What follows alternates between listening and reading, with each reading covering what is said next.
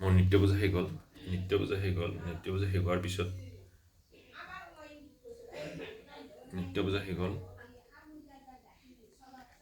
মোৰ কি হৈছে, এই শীতলা নামত এখন শৰাই দিছিলোঁ। শীতলা দেৱী, মহামায়া শীতলা দেৱীৰ নামত শৰাই দিছিলোঁ। এইকাৰণে দিছিলোঁ, ইয়াতে প্ৰথম দিছিলোঁ তামোল পাণ এযোৰ, এই 9টা চাউলৰ ভাগ দিব লাগে শীতলা নামত। 9টা চাউলৰ ভাগ আৰু 9টা বগা ফুল দি তেওঁৰ নামত আপোনাৰ যদি চকুৰ অসুখ হয়, বসন্ত ওলায়, মই আজি চকুৰ অসুখৰ কাৰণে দিছিলোঁ, চকুতে পানী ওলাই থাকে, সেইকাৰণে সেই উদ্দেশ্যে দিছিলোঁ।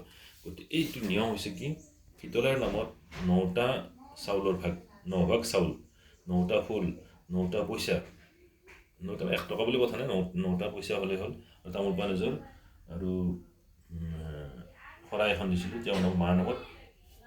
আৰু ইয়াতে কি কৈছোঁ চাওকচোন, ইয়াতে 9টা ফটা দিছোঁ, সেন্দুৰ ফুট 9টা দিছোঁ।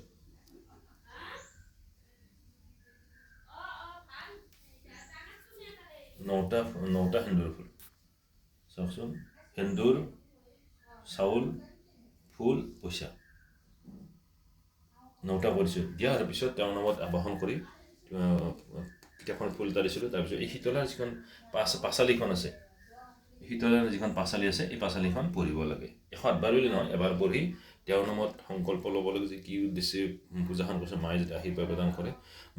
মই দিছিলোঁ, মোৰ চকুৰ অসুখ হৈ আছিল, আজি কেইদিনমানৰ পৰা চকুৰ অসুখ হৈ আছিল, চকুৰ দি পানী ওলাই, সেইটো উদ্দেশ্যে দিছিলোঁ। মায়ে ক'লে যে শীতলাৰ নামত শীতলাখন পঢ়, আৰু মাৰ নামত চাউল, ফুল, সেন্দুৰ, তামোল পাণ এযোৰ আৰু পইচা, এইটো কিতাপখনত দেখাই আছে কি কৰিব লাগে। গতিকে সেই অনুপাতে মই দি আজি মাৰ নামত এই ফুলপাহ দিলোঁ, সেই শীতলাখন পঢ়িলোঁ। গতিকে আপোনালোকৰ যদি বসন্ত ওলালেও সেনেকুৱা হয়, যদি আপোনাৰ ঘৰত বসন্ত ওলাইছে, আগলতী কলপাত হ'ব লাগে। আগলতী কলপাতত এনেকুৱাকৈ চাউল, ফুল, সেন্দুৰ, পইচা, তামোল পাণ আৰু শীতলাখন এনে সন্মুখত দি মাৰ নামত এখন শৰাই দিব লাগে, দি এনেকুৱাকৈ পাঠ কৰিব লাগে। বসন্ত ওলালে 7 দিন পাঠ কৰিব লাগে, 7 দিন থাকিব লাগে।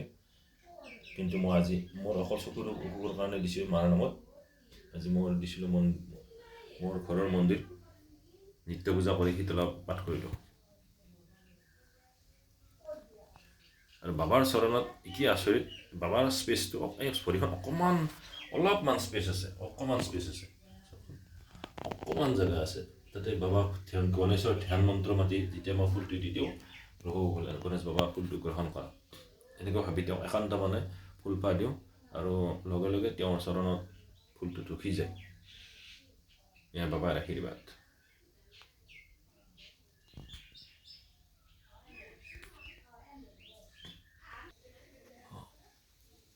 এইটো মোৰ ফোন নম্বৰ। মই কুস্তি, বাস্তু, নিউমাৰলজি, পালমিস্ত্ৰীখিনি চাওঁ।